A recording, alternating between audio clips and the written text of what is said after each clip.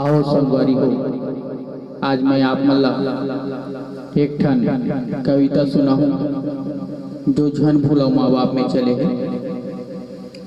9 महीना ले कोक रखे कतको जोखिम सही थे जी, नवा जन्म दे थे ताओला दाई को नोहा कही थे जी, दाई को नोहा कही थे जी। बाप की पदवी दान बनाते कृष्णो अंगूठा छापला, सुख मा दुख मा कभू कहूँ तुम झन भूलाओ माँ बापला, झन भूलाओ माँ बापला, झन भूलाओ माँ बापला, झन भूलाओ माँ बापला।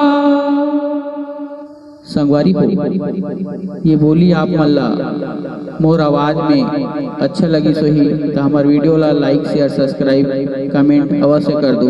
धन्यवाद संगवारी हो।